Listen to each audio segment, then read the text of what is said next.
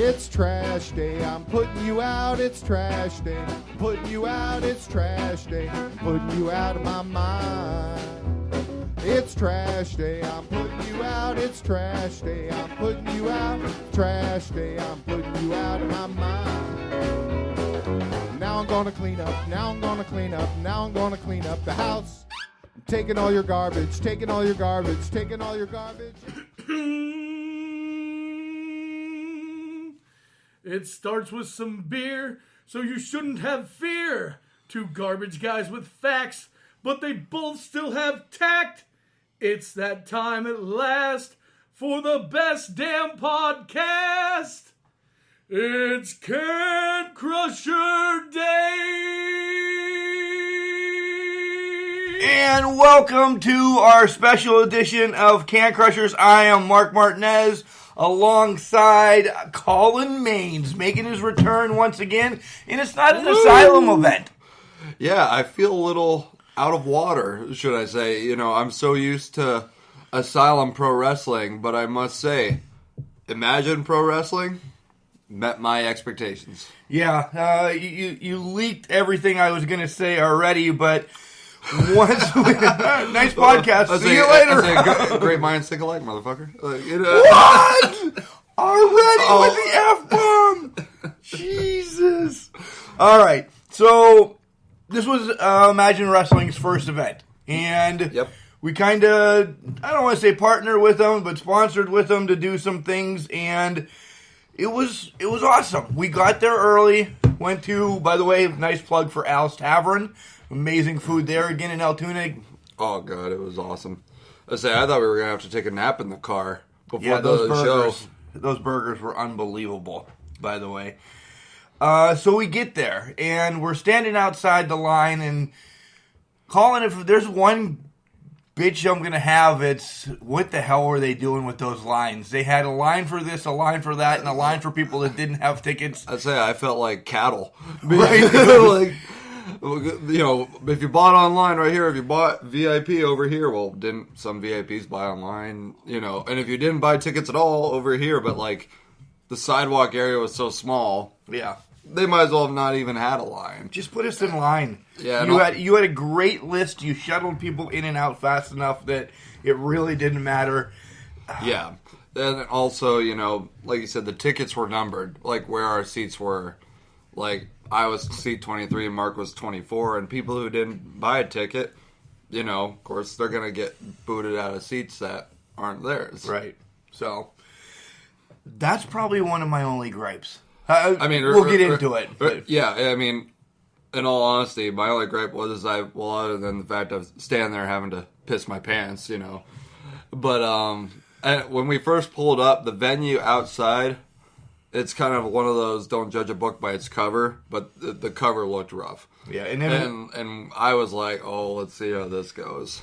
Then we got inside, and my attitude changed. Two communication majors, you blew their mind by going, holy damn, two Jumbotrons, you know, the TV was rolling, everything being blue kind of popped. I really liked that.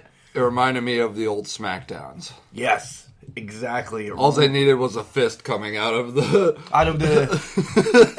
the basketball. The basketball. I would say even just a little one, and it would have worked.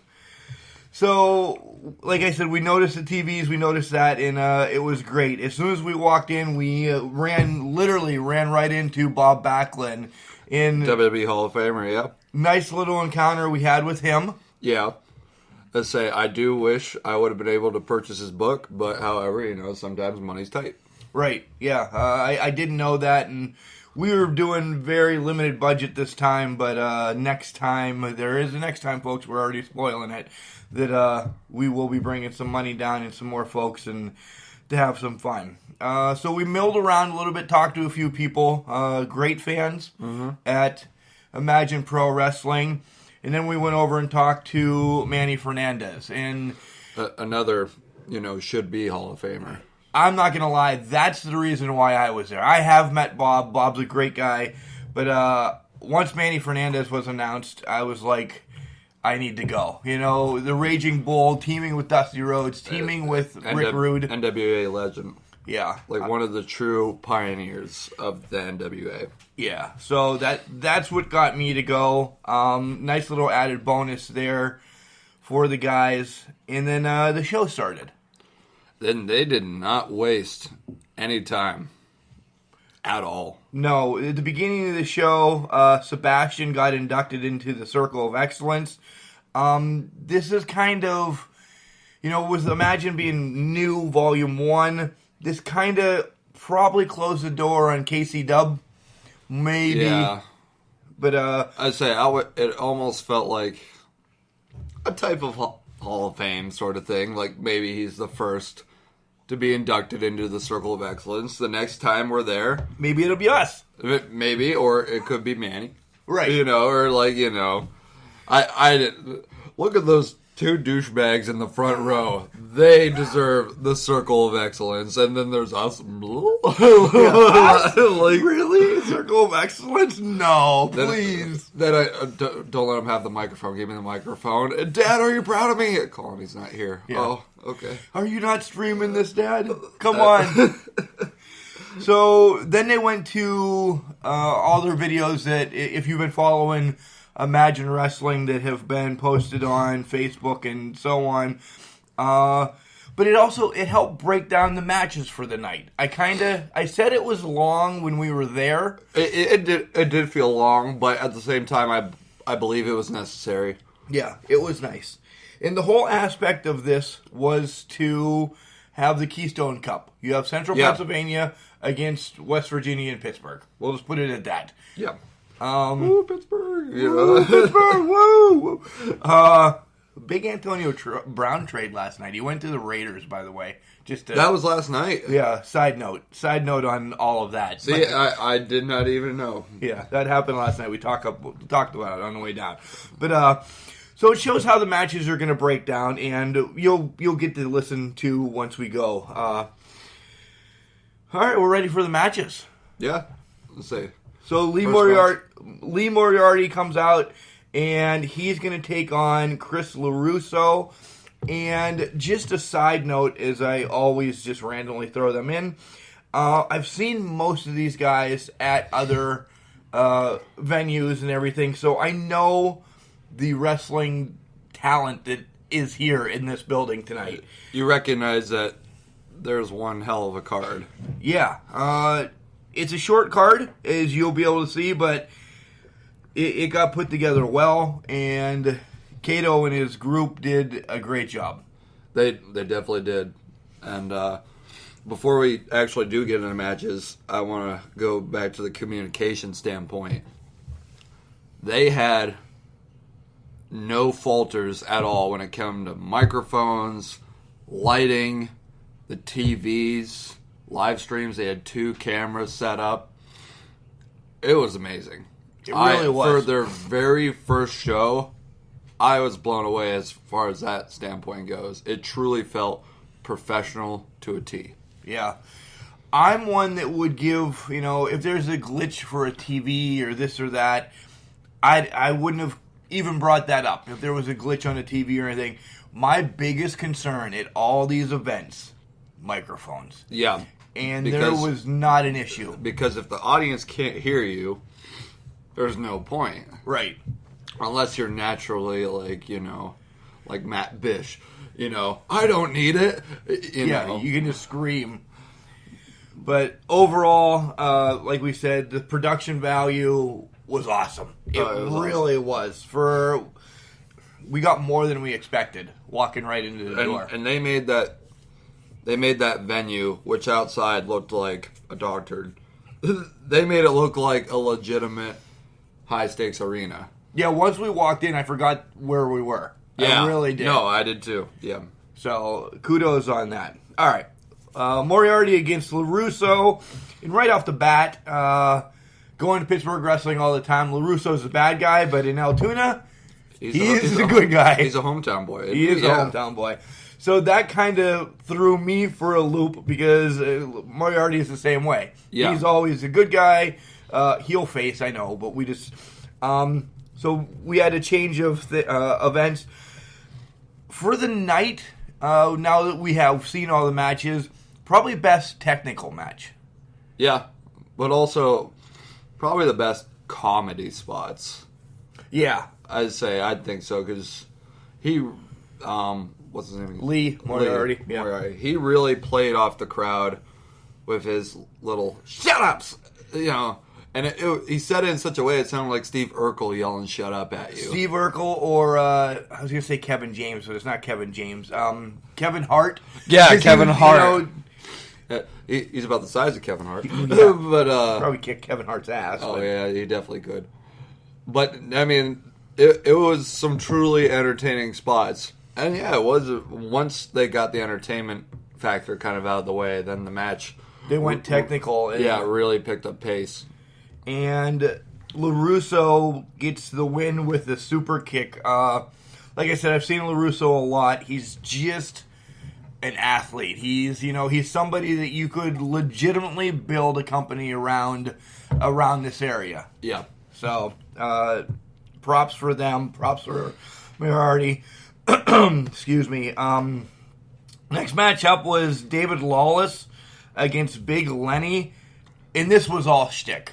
This match was all shtick. Very gimmicky, yeah. There's dancing and shenanigans going on because Big Lenny's from, the woods, the backwoods of central PA. I'd say one gripe I wish would have happened, that I wish his theme song would have come out being Cotton Eye Joe. I just think that would have fit him to a T. Better than Country Boy or, yeah. Yeah, I mean, just the way he was dancing. Yeah. With it, I was like, Cotton Eye Joe. I was singing it in my head, and I was like, oh, that would have been... Literally, folks, he was literally singing it in his head, because I saw his head nodding, and then he just started to hum, and I'm like, I know what's going on in there.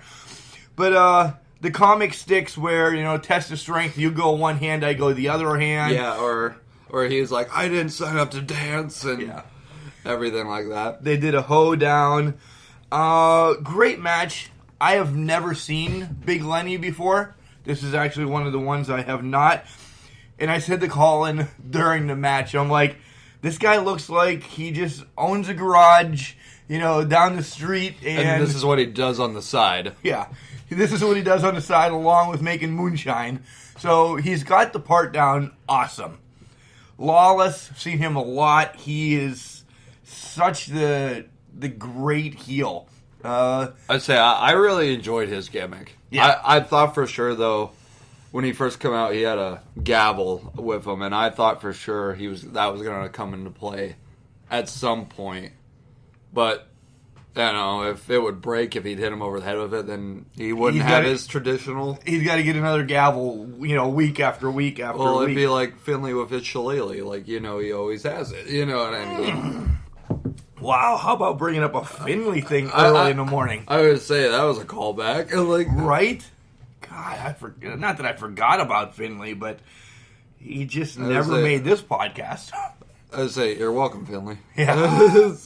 That's like a lot of Finleys in like 4 minutes, so we probably... I'm trying to brab him. Finley quoted out there, that's for sure. So the match ends as Big Lenny is on the top rope, starting to pummel on Lawless. The ref had just got knocked in the corner, and Lawless low blow into a power bomb. 1, 2, 3, it ties it up. Altoona won, Pittsburgh won. More or less. Didn't Lawless, it might have been someone else. Didn't they use a chair? Oh, yeah, that's right. This was the one. Lawless rolls on the outside. Boo. Spoiler alert. Boo, Mark. Lawless rolls on the outside, grabs a chair, hits the ring, tosses it to Big Lenny. It pulls a Eddie Guerrero. Yeah, falls down, and the ref turns around, and Big Lenny, beside himself, what? He does hit the low blow, power bomb, and he got the 1-2. He got a near fall. If I would read my notes better, I'm such a minor. I would say, it's still early in the morning, folks, but let's say, he pulled a Eddie Guerrero, threw him the chair, and acted like he got hit. That spot, to me, it was... both, I had mixed feelings on it. At one point, I was like, oh, that's a nice little tribute. I like seeing that spot every so often. Really? I would say, Yeah. but every time I do see it, I'm like, Eddie. Yeah, Like, yeah. Like, I cannot not think of Eddie Guerrero. Right. Because he made that spot so famous. It'd be like watching someone else do a tombstone pile driver or someone else do a pedigree. And Right. you're immediately like, Triple H. Undertaker, you know? yeah. Like a super kick, that's kind of everyone. Everybody does super kicks anymore. I would say, well, now if they got in the corner and started stomping their feet and tuning up the band, then I'd be like, okay, yeah, calm down. If Like, you can't tell, HBK is definitely Collin's favorite boy. I love you. Literally. So at the Keystone Cup's now tied 1-1. But then we have a out of cup match. No, first we have Backlund coming in the ring, and this was pretty freaking impressive. He's 69 years old. Almost 70, yeah, and I thought he was 70. And for his age, he looks freaking great. He comes in the ring, and they're talking about, hey, how do you stay in great shape and everything? And then he does a tripod. He does a headstand where his hands are way out holding him up. He brings his leg. He's freaking flexible. He's doing in-the-air sit-ups, essentially. Right. And, like, other than his head and hands, nothing's touching the mat. Right. And we both look at each other and like, God, we are horrible. Like, there's no way in hell I could do that. And no, it was I can't do a sit-up on the ground. Let's say I might have an asthma attack and just pass out. As we eat 3 more donuts right now. But, like, it was very impressive. And part of me made me want to see him actually have a match and get back in the ring because of how flexible he was. But then he had a little interaction with a wrestler who is nameless to me. Yeah, he was nameless. They didn't say, well, he just came out of the locker room and saying, hey, stop, doing this. You want to go. And then all of a sudden, cross-face chicken wing. Wow. I would say, yeah, Backlund really got on him. And, like, he snapped. He was fast as hell. Like, I was like, Jesus. Like, it actually scared me how quick Backlund moved. And if there is one gripe with the spot, I wish that nameless wrestler would have actually been named in some way. Just to give him his own props. Hey, my name's Bob Jones, and I'm ready to take you on. Well, yeah, something like that. Or else just drag out the promo instead of coming out nameless and being like, you think you're tough, and then shows he's tough, runs away. Like, that's how quick that poor bastard was. It was boom, boom, boom. And, yeah. So now we come up to our third match in the Keystone Cup, and it is Just Insane, another Altoona boy, against the Beast Man. Guys, if you're listening, you know that I recently saw the Beast Man for my first time when we went to WrestleRex in Pittsburgh, and I can't get enough of this guy. I think he is unbelievable. Once he got in the ring, I said, Collin, watch this, because I now knew what he was going to do. He was just sitting there biting the middle rope, kind of drooling, and you're like, damn, he's into it. Yeah, I got to give him props for that. He did not break character At all. No, not one bit. He is a behemoth, by the way. We'll get into the spot that he did that about made us shit our pants, more or less. I felt bad for the other guy. I was like, He probably should have. One thing that I actually liked, he kind of turned into Terry Funk for a minute. The ring girl was coming to get all this garb, and she actually took his bone as well. And he kind of like shot through the middle rope and doing his rah, rah, rah. And it kind of scared her that she just kind of like dropped the bone and ran away. So that reminded me of, remember when Terry Funk, he had his cowboy hat on, and the ring attendant came, this is way before your time, but you should have at least seen it. I'd say, like, was it back in, like, the 80s. The 80s, when he was in NWA. No, it was a WWF one. Oh, when he was with his brother? Yeah. Yeah, okay. He had his hat on, and the ring attendant grabbed his hat, and he was carrying everything, so he decided to put his hat on to carry it back for Funk. Funk didn't want anybody to have his hat on, and he just beat the tar out of this guy. It was hilarious. Look it up. He was against the JYD, I think. But nonetheless, we're here to talk about Imagine. And Beastman, he got a reverse slam. He's agile for, what do you think, 350, 400 pounds? Yeah, I'd say definitely. Like, now thinking back to him, he is a big, big guy. And for being as agile as he was, at one point in the night, we kind of brought him up. I don't think in the same context, but kind of like Bam Bam Bigelow, like a big man with great agility. Yeah, and the great agility came out when he did a cannonball into the corner. Oh my God, that was a rough spot to watch. That was the corner right in front of us. Yeah, that... I don't know. That made me cringe. I was like, oh, Jesus. I don't know how Justin Sane is alive. I really don't, because...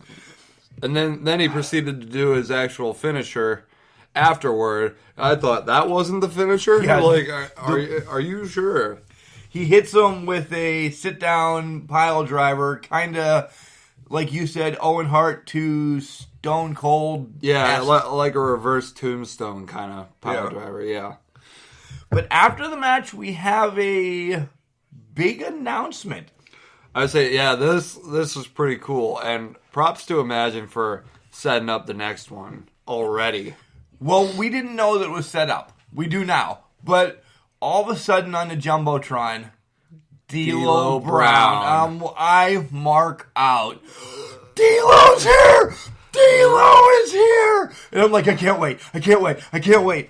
And then it proceeds to tell us that, he's challenging Beastman for the May 18th event, which I look at Collin and I'm like, we're here.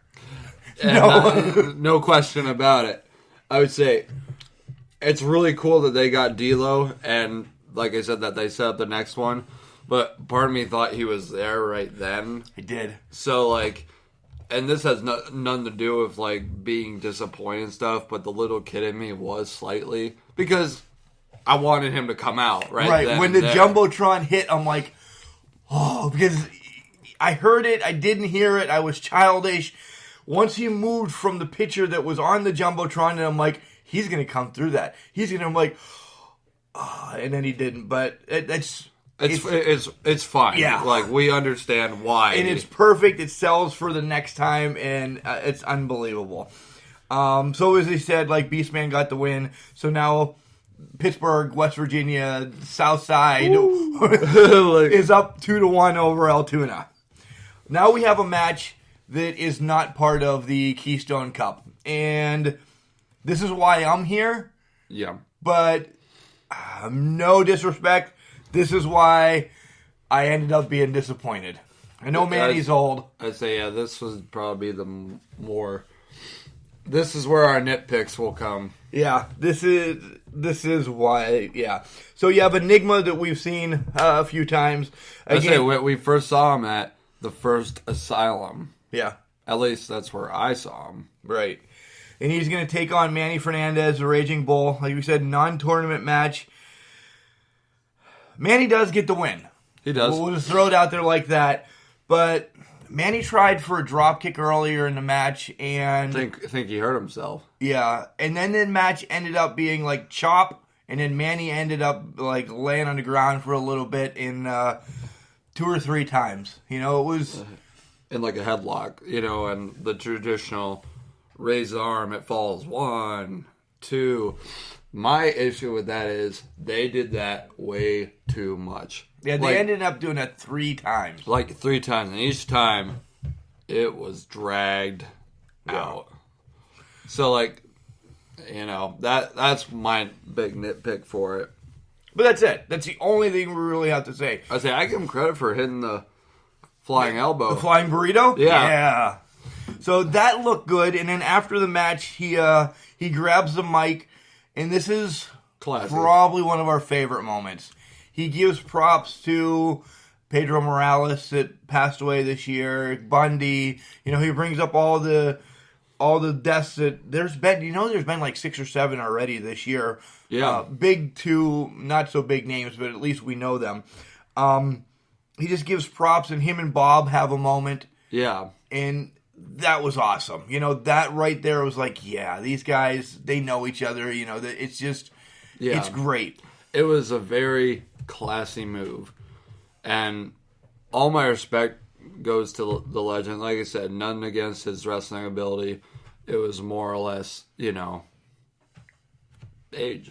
Yeah. Oh, but he moves better than I do. Oh, I God, mean, yeah. Well, that was not even a question. That was like thrown right under the bus. So, without a doubt. Like, remember that when you need some place to stay again in 2 weeks. Callie, do not make him food anymore when he comes here because he is no longer. These donuts you made were fantastic. All of a sudden, yeah. We call her Krispy Kreme. Next up is probably our favorite match of the night. Gannon Jones against Big Time Bill Collier. And right off the get, this match is locked and loaded. It gets down and dirty. I would say, yeah, there was no time waste. It turns out to be, a classic main event match. Not main event match, but this is the main event, the tag team.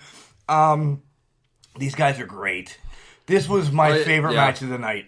Oh, yeah, it was fantastic. I only have one gripe with it. And it is I know what you're going to say. You know what I'm going to say, because I remember the moment it happened, I was like, oh. Like, like, if he didn't do this, I would have been like, this was a six-pack match. And then for the Can Crusher scale, he was in a hold on the ground, and he, broke character for, it was only a second to get the crowd up again. And I'm, being Mr. Actor that I am, you never break character.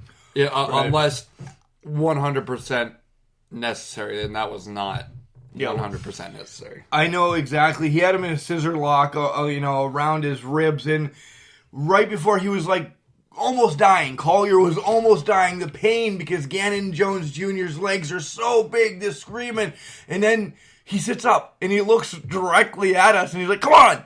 And then he goes back into being in pain again. I'm like, at least sell it like the old Hulk Hogan. Yeah, come on. Yeah. But that is so minuscule, though. But we noticed it. That's it. I would say, it's hard for, fans like us who haven't been with professional wrestling since we were young. Right. To not notice something like that.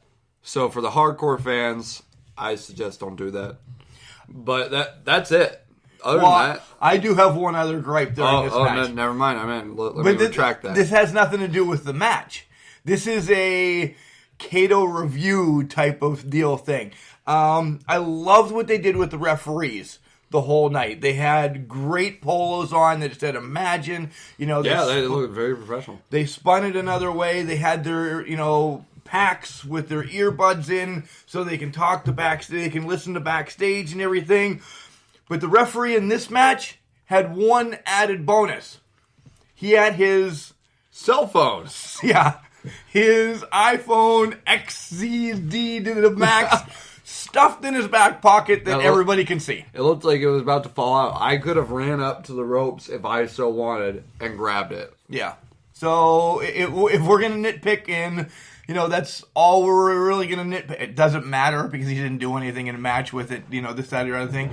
Yeah, but he didn't take a selfie with him in the scissor lock, So if you're going to keep it professional, don't bring your phone to the ring. Other than that, again, this match is unbelievable. Gannon lost as he hits he missed the moonsault.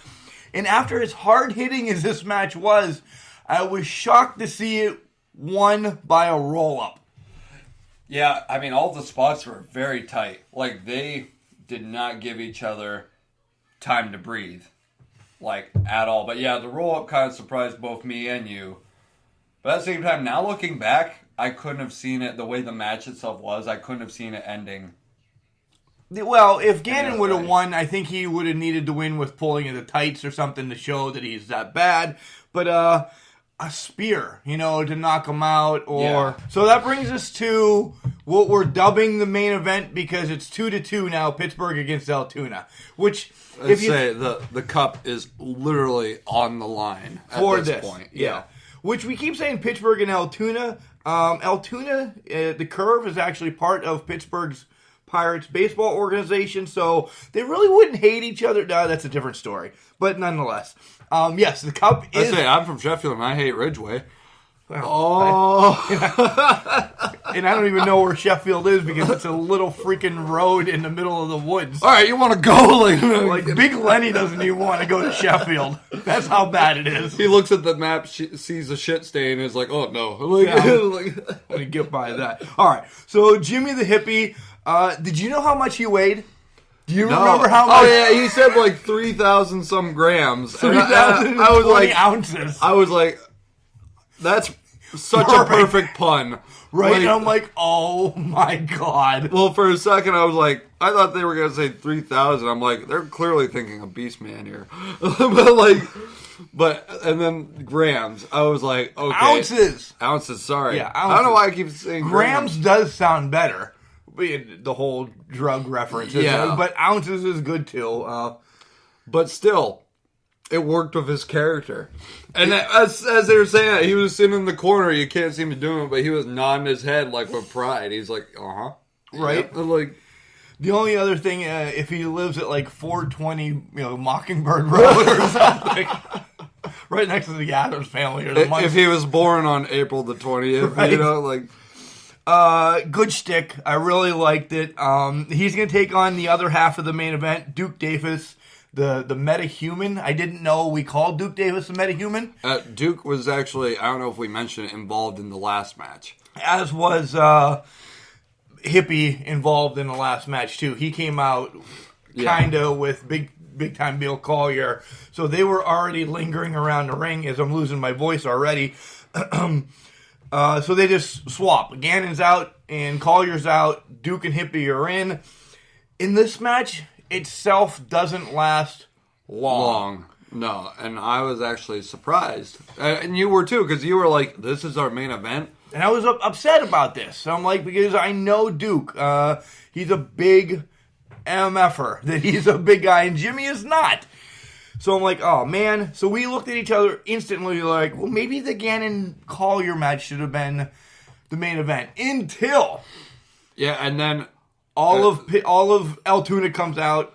All of Pittsburgh comes out. I would say, and then it turned into kind of a lumberjack match. Yeah. For a little bit before it was announced. And I kind of...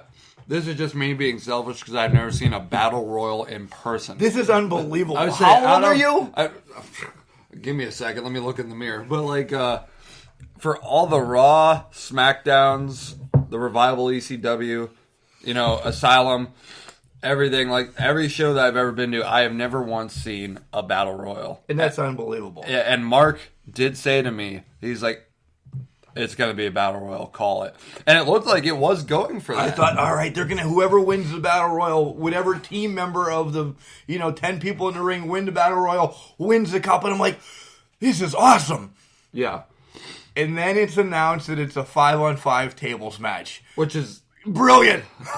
Yeah, every time a table is mentioned, I'm immediately in my head screaming, Devon! Exactly. What? Get the tables! Like, taking a one-way trip to Dudleyville. I'd like to go there one time. Not to stay, though.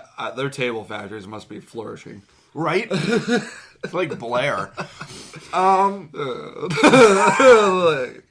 So all hell breaks loose, and I'm not saying there's no rhyme, no reason to this, but it's a spot fest. It is all over the place, which at the same time I wouldn't be fine with, but I was fine with it. The way this ended was perfect. The way it ended was perfect. Like, we had already seen everybody, right? So we know who everybody is. I think that's the thing. If that would have happened in the beginning, I could have cared less. Right. I like what you said there. Everybody hits their finisher. Yeah, and then everybody ends up on the outside. And then the poor crowd had to get moved out of the way. Yeah, and I understand. Granted, I appreciate you taking concern for your customers. Right. You know what I mean? And that was very professional on your part. Still, it was kind of obvious what was going to happen. Well, then. And as hardcore fans, we like to be surprised. Right. we knew immediately what was going to happen then. Yeah. It was still a very cool spot. To see everyone from Altoona jumping out onto everybody from Pittsburgh, West Virginia, to have Collier do it last. And he's big, and he flies well. He really does. He's another very agile big man. Yeah. Like I said, I've seen him a lot before. Some of his battles with Jimmy Nuts in Pittsburgh were unbelievable. So it ends up with Lawless on the table. After he got knocked around a little bit, Collier and LaRusso actually end up putting Lawless on the table. And Jimmy goes up. Jimmy the Hippie goes to the top rope and just squashes him through the table. Altoona wins, Central PA, whatever you want to call it, wins the Keystone Cup. And it was a great way for Volume 1 to end. It really was. It ended on a very, high note. Yeah, literally. But it was really cool. That table spot on poor Lawless. Yeah. That just, we couldn't see. We saw most of it, but we couldn't see the actual impact with the floor because of where it was in the ring or outside of the ring. But it sounded horrible. Yeah. It sounded like Lawless. It sounded like his neck snapped. Right? So we do have a little bit of an interview that we got backstage with owner, promoter, Ken Downs, Kato, whatever you want to call him. Let's say former wrestler. Yeah, former wrestler. So we'll send you to that, then we'll come back. We'll do our recap of this, kind of, our voting and how we break it down. And then we have one more thing that we actually want to talk about. A movie review of Fighting With My Family, the story of Paige. It's pretty cool. So we are backstage with owner, promoter, Ken Downs of Imagine Pro Wrestling. Ken, first and foremost, what a hell of a show tonight. Thank you. Feel free to call me Kato. All my friends call me Kato, so feel free to call me Kato. Thank you. We was well satisfied. We prepared for the worst and hoped for the best, and I think we really did get, for the most part, the best. But when you have incredible talent, you have guys like Jimmy the Hippie, Bill Collier, Duke Davis, Gannon Jones, the list goes on and on, Chris LaRusso, Lee Moriarty, David Lawless, Big Lenny, all these guys here, the Beast Man. When you have that card, and you add on top a little bit of season like Bob Backlund and Manny Fernandez, you can't help but expect good things. So we're really happy. I was going to say, for the card that you put together for your first show of Imagine Wrestling, how did you do that? How did you bring all that wonderful talent together? Well, I've been wrestling for a long time, and about half these guys I actually trained, between Big Lenny and Bill Collier and Jimmy the Hippie and Chris LaRusso and Justin Sane and Lucio DeVere. I trained all these guys, so that helps. Yeah. And then you combine that with working a lot in Western PA and running into really good guys like Duke Davis and Gannon Jones and Lee Moriarty, like these guys, David Lawless. Like you run into these guys, and if you're lucky enough to spot talent, you can see that these guys are phenomenal. And half of this card should be on television. I honest to God believe that. They're so big and so good and so naturally gifted. I was going to say, after tonight, I believe it. So that's part of it. And then, it really isn't my first rodeo. I ran KCW in Altoona for 7.5 years, so I have a little bit of experience. And I've been able to draw off of the mistakes that I made previously to hopefully put on a better product going forward. And this was Volume 1. Yeah. How long, I know this is an open-ended question, how long is this chapter? How long is this book you're writing? Is it Imagine for Infinity? It's Imagine for as long as people are enjoying it and are engaged. I think, initially we had a plan of 2 shows to see if people were going to be coming to the shows, but it seems as though people had a good time tonight. The crowd was really, no matter how good the talent is, if you don't have a crowd that's as loud as what we did tonight. It was ruckus tonight. It really was. It was, if we don't have that, then, it's all for nothing, but, boy, the crowd was just, they were fire tonight. It was spectacular. But that book may lead to a sequel. Nice. Oh, I like that. I like that. So let's talk about, you've already announced that May 18th is your next show. Yeah, absolutely. And you shocked me as you announced D'Lo Brown's going to be in freaking Altoona. That's right. D'Lo Brown, former Intercontinental Champion, European Champion. We're excited. We're excited to have D'Lo come to town. He, was watching the show, cut a little promo on the Beastman. If you saw Beastman, amazing athlete, wild man, 400 pounds. I can't imagine how great it's going to be to see D'Lo versus the Beastman. I'm sure it's going to tear that up. Personally, I want to say bravo for having something set up for the next time. It gives the fans something to look forward to and makes them, me personally too, want to come back. Well, like I said, I learned from my previous mistakes, and I think this show sort of reflected that, good wrestling can happen on the independent level if you have the right talent. I mean, I'll stop you for a second. Some of the greatest wrestling happens on the independent level, and don't knock anybody for that because it's amazing. Because some of the worst wrestling happens on the independent. Oh, you want to plug Kato Reviews as well? Some of the worst wrestling happens as well, but this show, like everybody's been slapping me in the back, telling me how great it was. This show was 10% me. It was 90% the talent, 90% the crew. Like I'm like a captain that's steering the ship. But if everybody else isn't doing their job, that ship doesn't move.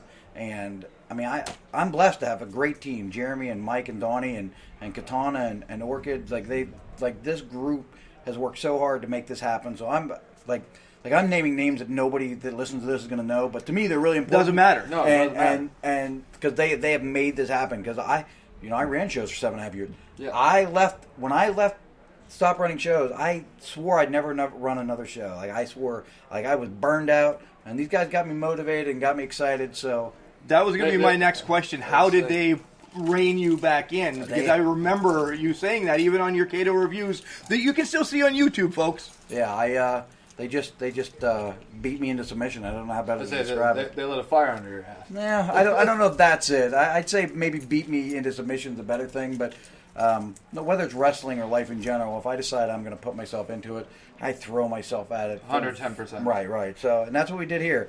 Those guys motivated me to stay focused and throw myself at it 110%. I'm thrilled. I'm thrilled with the night. So, there's one thing I wanted to ask you. You said you promoted before, and clearly you wrestled before. But I think it was very classy of you to take a back seat and let everyone else put on a show. Was there a part of you, or is there a part of you that always wants to get out there? Absolutely. I want to be in that ring. I want to wrestle. But at the end of this month, I will be 44 years old. And at this point, I can't wrestle at a level that I did 10 years ago or even 5 years ago.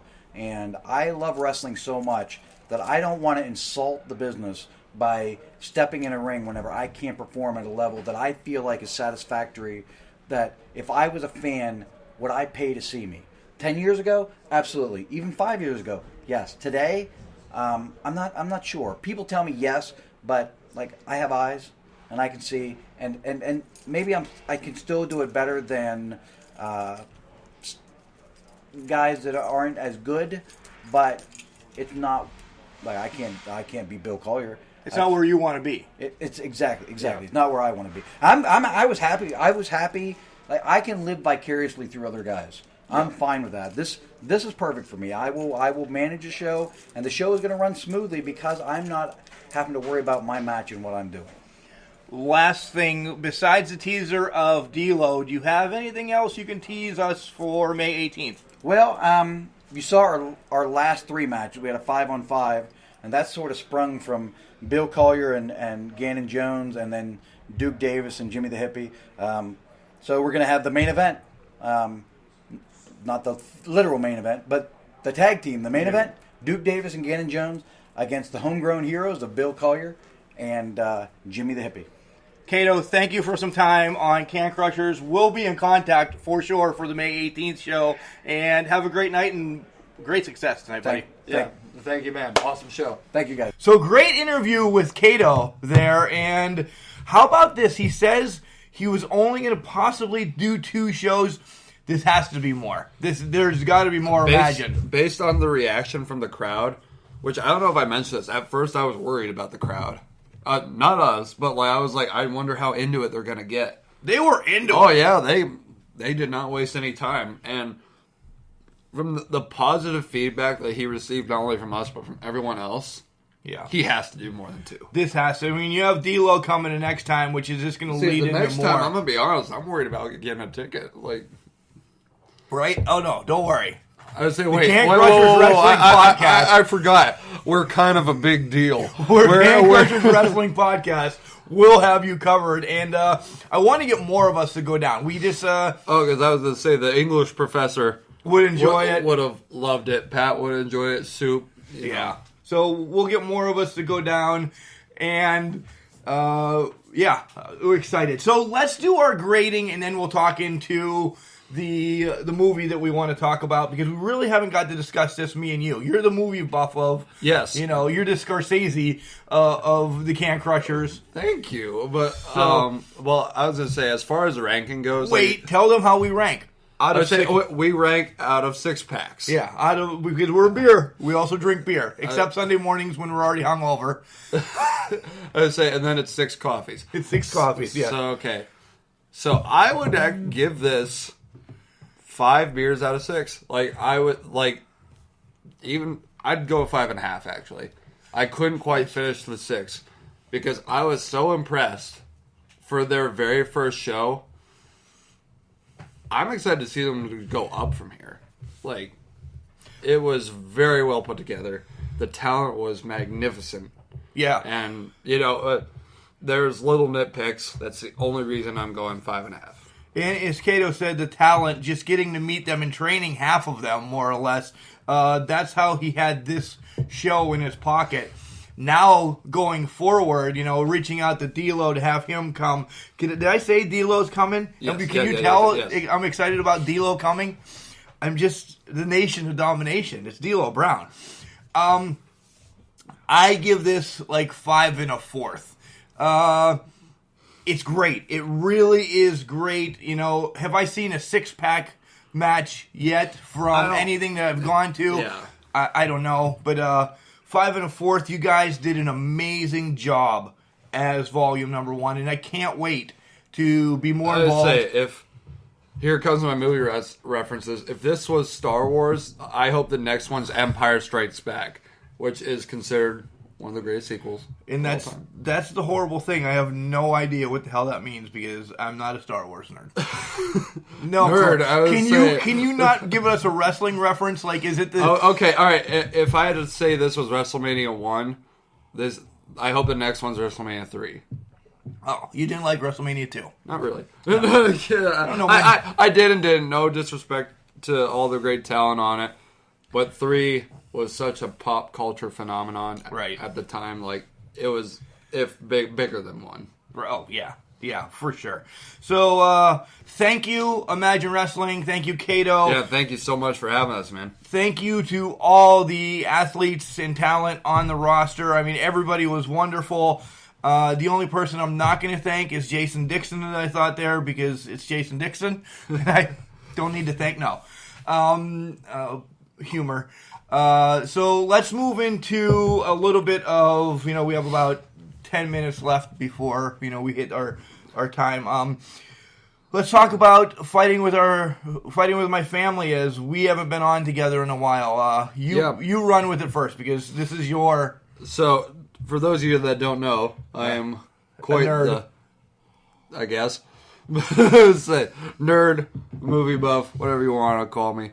And I love films. I love watching them. I go to the movies all the time. But I also love, as you can tell, professional wrestling. And when those two worlds rarely intersect, I'm there instantly. The last time I saw a movie about professional wrestling was The Wrestler with Mickey Rourke in 2008. Which was amazing. It was awesome. I would say, I don't know how he was nominated for an Oscar for playing Randy the Ram, but in my opinion, he should have won. Because it described every, great legend who, has fallen on hard times. Wrestling. That's why he didn't win. Because wrestling is such a... taboo. And I mean this nicely. You're in a corner. I mean, the corner's huge anymore. Yeah. But, out of society, we're all still, and I'll continue to say it because I love the word, nerds, outcasts, or whatever. But guess what?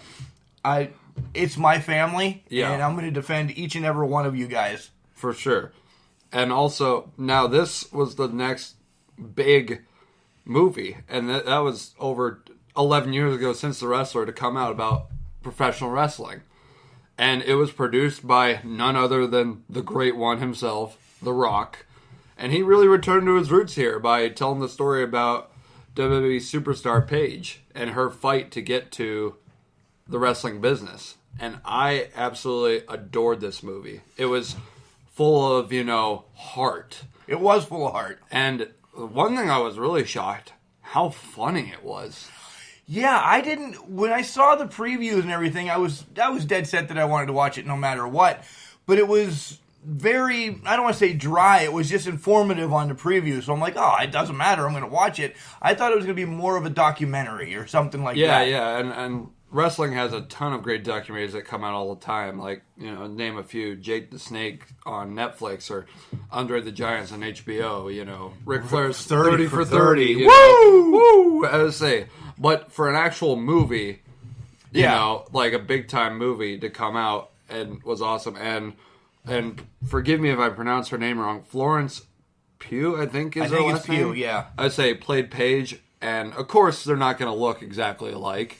She looked pretty close, though. Yeah, but like for, I watched an interview of them two sitting side by side promoting the movie, and of course you could tell the difference then. Right. But like, for the movie goes, it was pretty awesome, and you had, Vince Vaughn playing kind of an out of character, not so comedy role. Right. He was still funny. Was good, though. He was still funny as the coach, but there was some dramatics there. Yeah. Like when he's telling her brother Zach, you're not going to make it. That was a rough scene to watch. Yeah. But then you had Dwayne The Rock Johnson playing himself, which I thought was kind of fourth wall breaking, but kind of cool. Yeah, I enjoyed that Rock was there. We had a couple other cameos too by The Big Show, Sheamus, and very, very briefly, The Miz. And you know who AJ Lee was, right? Yes. I think they could have gotten anybody else to play AJ Lee. I'd say it was a small part, but I'm not gonna lie. I was like, that's not AJ. Like, no. yeah, because AJ to me was very distinctive in everything, so I was able to identify her. And no disregard to the actress playing her, Zelina Vega? Yeah. The actual wrestler from WWE. Yeah. There should have been, someone else. Yeah, I just think it's somebody else. I mean, it was just to help do the moves or something in the ring, but that was so far-fetched from AJ Lee. Like, and like I said, even her costume annoyed me. And this is such a small part, but still, it definitely, could have been better. I mean, that's truly one of my only flaws of the movie. And because, like I said, it's really funny. It's really heartfelt. There were a couple moments where I started to tear up. Not knowing the whole story of Paige before Paige became Paige, I didn't really know that she was about ready to quit or she just needed a break to go home and get, re-energized. I was shocked about that. I didn't even realize that she had changed her look. She changed herself to try and be a blonde. To be blonde and tan, Yeah. And fake Eva Marie. Yeah, literally. And but I also didn't know how entwined her family was in the professional wrestling business. See, I don't know if you had knowledge of that. Well, I didn't. Not prior, but since recently, watching Rise, the women's wrestling, and watching some of these other indies, her mom is actually over here a lot anymore. Soraya Knight doing shows for Rise and Shimmer and things like that. That she's pretty badass too. Yeah, well, in the movie she seemed badass, and Nick Frost played her dad, whose name is escaping me at the moment. Yeah. But regardless, I was watching an interview with Nick Frost and Paige, like herself, and she said, "You played my dad to a T. Like that was my dad on screen." Nice. So like I just hearing that interview, it makes me feel like I saw the real guy, right? Perform. And like there were a ton of great moments, such as when she's at WrestleMania 30, Yeah, and she gets the call. And not to spoil anything, but she has another meeting with The Rock. If there is one gripe with the movie, I would have liked them to break the fourth wall, and I would have liked to have seen none other than Vince McMahon himself. No chance. Yeah, no chance at all. No. But no, seriously, I would have really enjoyed. Oh yeah, Vince being there. Yeah, but it was Rock's movie, so I understand why. Well, I think that's how it went at first too, because Rock did kind of keep an eye on her. Yeah, even though he was like still doing movies and stuff like that. Whenever he'd come back, he'd like check up, see how she's doing. Well, I did not know this. Rock actually saw a wrestling documentary, while he was filming a movie in England made about her family. Wow! Like he was flipping through the channels one night, and there it was. And the documentary was called "Fighting with My Family," like what the movie's named after, and it was about Paige and her family. And it just so happened at the time, like, I don't know if you would call this destiny or whatever like that, but he met her, like, and the same thing, like, the only thing that was not in the movie that I guess was in real life was, she was like, "Oh, I'm such a huge fan, I know who you are," and Rock went, "I know who you are." Can you imagine having The Rock say, "Hey, I know who Can Crushers podcast is"? I'd faint right now. Like you'd hear a thud on the ground instead of me sneezing. That got edited out, by the way. That was just an inside joke. But there was snot all over my table. Oh God, it was one of my more embarrassing moments. I felt like I sharted. All right. Well, on that note, telling you guys what's coming up in the near future. Next week we will be at IWC. It's IWC 18, huge event. I say, unfortunately, I will not be there, but other people, won't the English professor be there? Yeah, the English professor and Soup and the kids will all be there, so we will be bringing you another recap show next Sunday. We have our normal show on Wednesday, our Raw, SmackDown, just us bantering, drinking lots of beer show. And then this week, we have a special Can Crusher Spotlight. Guys, if you have not listened to past episodes, I'm not going to leak who it is, but let me tell you, she's an elite player. Oh, did you get it? Yeah, I got it. Yeah, it was a bit of a stretch, but you made it work. It worked. Damn it.